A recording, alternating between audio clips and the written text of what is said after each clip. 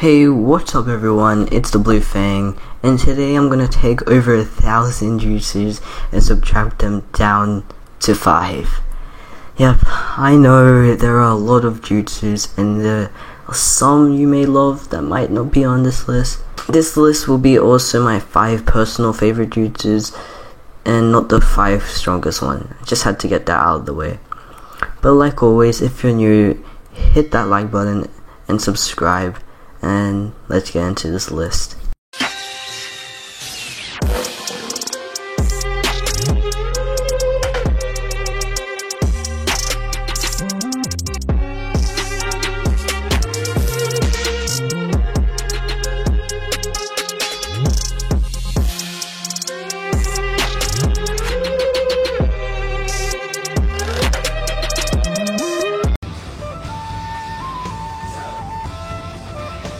This is without a doubt the most iconic jutsu in the series.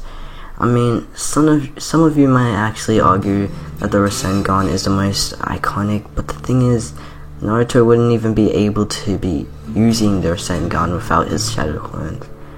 I love how it all started when he couldn't even do at least one working clone, then making over 1,000 of them like it was nothing. Also, there's a lot to love about this jutsu, like back in part 1, when he had some cool shadow clone combo moves. My number one favorite was that 2K Uzumaki barrage he did on Gaara, and when he finally did it again in his final fight with Sasuke, it just made me so happy. He did the occasional beatdown a few times in part 2, but not as much in part 1.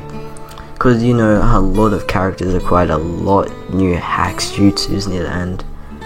But, like I said before, there's a whole lot to love about this jutsu and I have nothing but amazing things to say about it.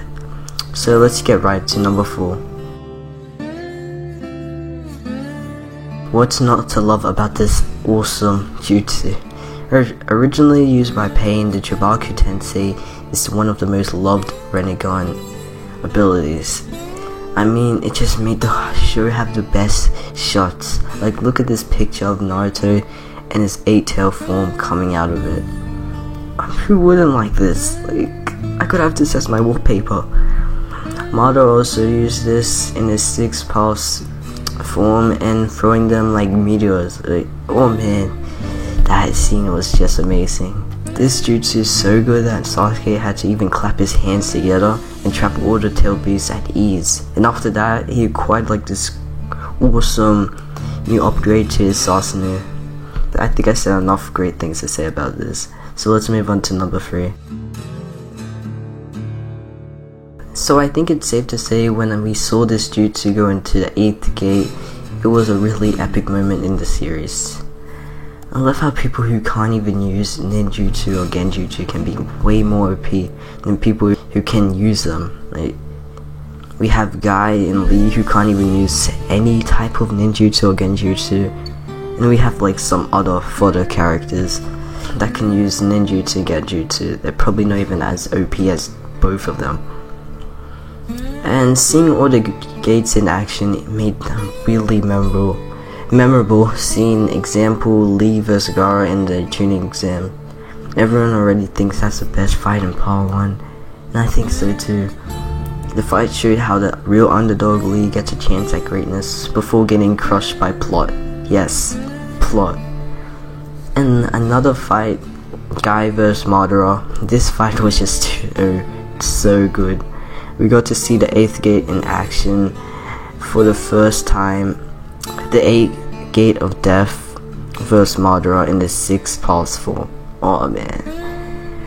Guy even got called the strongest taijutsu user by Madara himself. Now I'm done talking about why the 8th gates are so cool, so let's get into number 2. So if I'd ever have any ninjutsu, I would have this one jutsu. The one and only Flying Thunder God technique, or Flying Raijin if you must. This jutsu allows the user to place a mark anywhere, yes, anywhere, and you can teleport there anytime you want. It's just a cool idea. You get to rapid spam your kunais and teleport so many times just like Minato does. Also, who wouldn't want a jutsu that could counter Kamui that isn't Kamui?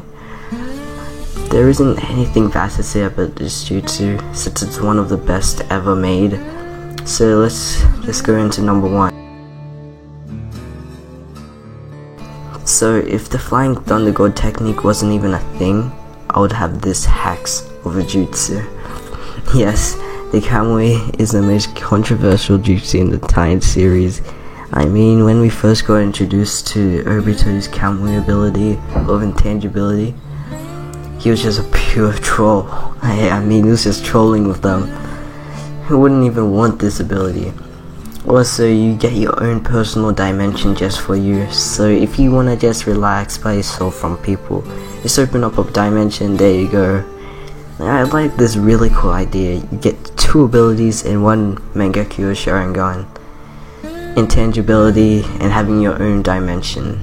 It's just a really cool idea. I know it's my favorite jutsu. Deal with it. Just deal with it.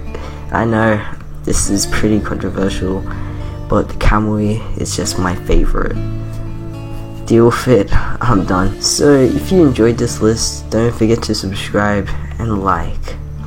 I'll probably do more lists like this, so I can't wait, and hopefully you enjoy those too. It's been the Blue Fang. Peace. I'm out.